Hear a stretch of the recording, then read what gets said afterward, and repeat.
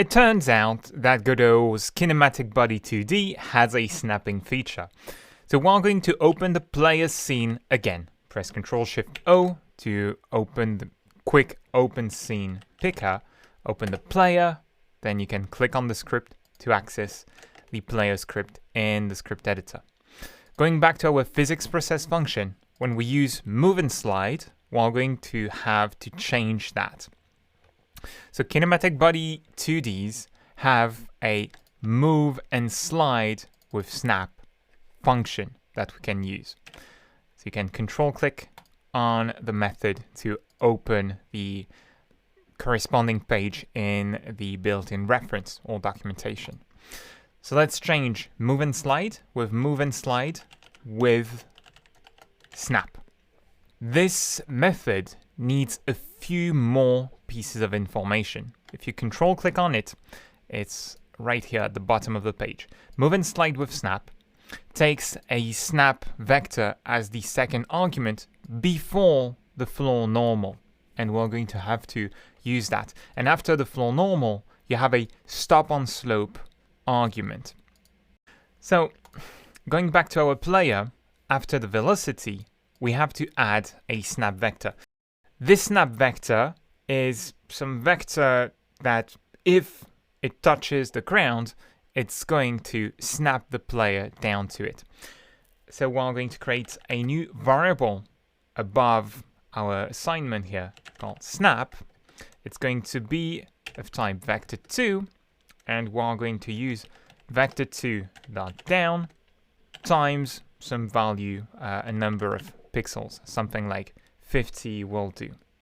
So it's going to give us a vector like that. Starting from the player, it's going to give us a vector pointing down of length 50 pixels.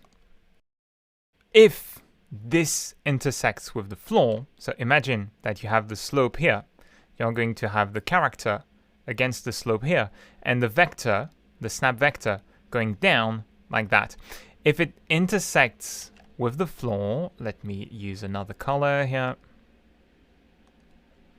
So if it intersects here, the character is going to be stuck on the floor. It's going to be forced to stay on it and not do that little jump that we saw before.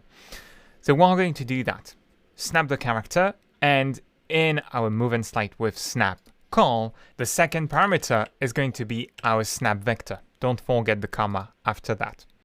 Then after the floor normal, we have a fourth parameter, which is stop on slope. We're going to set it to true.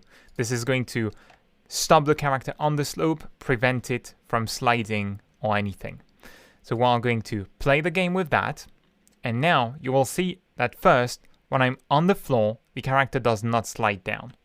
You still have sometimes that effect where the character jumps a bit. This means that our snap vector is not long enough. So we have to multiply it by a greater value. For example, 80 pixels here. Another possible reason for that jump here is that the slope, because it's a bit steep on the right side, Godot does not consider it as some floor, but instead it treats it as a wall. A wall you can kind of climb and walk onto, but still a wall. So to control that, if I go back to the docs, we have, after the max slides parameter, a floor maximum angle in radians here that corresponds to 45 degrees by default. That says if the slope is past that angle, we consider that the character is not on the floor anymore, it is on the wall, and so the snapping to the floor does not apply anymore. So we're going to try to fiddle with that a bit. I'm going to do another thing. I'm going to put the parameters on a new line here so that they don't go too far and out of the view on the right side. So the parameters are velocity, snap vector, floor normal, then whether we want to stop on the slope or not.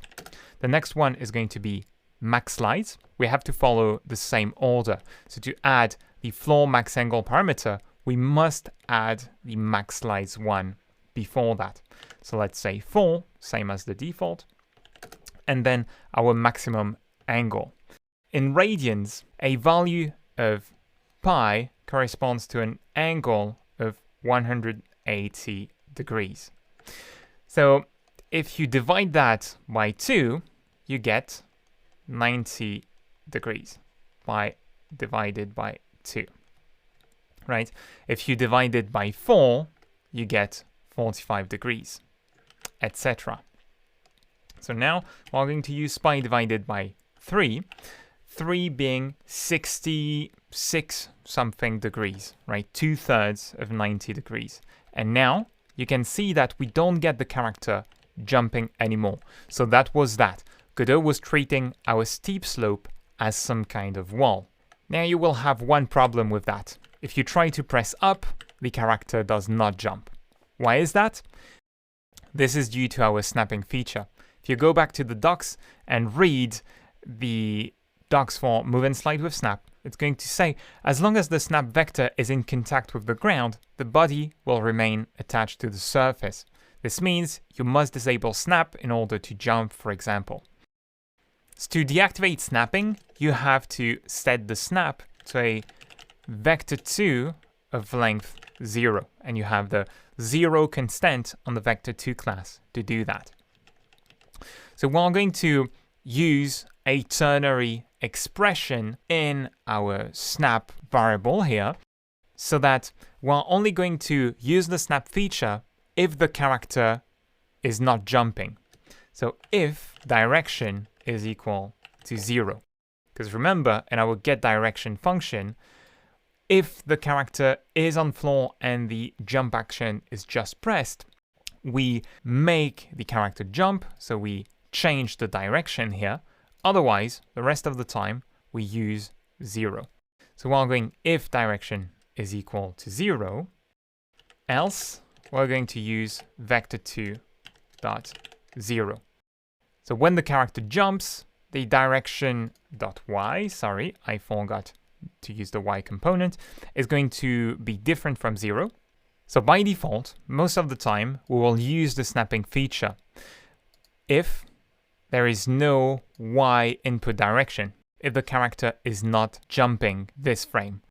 Otherwise, if the player wants to jump, we deactivate the snapping by using the vector2.0 constant instead in our snapping parameter.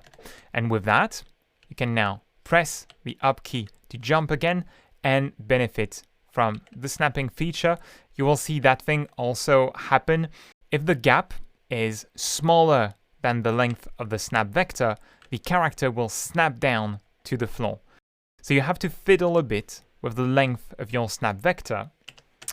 So maybe 50 pixels. Yeah, 50 pixels is just short enough so that the character snaps on the slopes, and long enough so that we can fall naturally from a height of 1 tile. So you can use that one. But with that, you can now play with slopes in your game.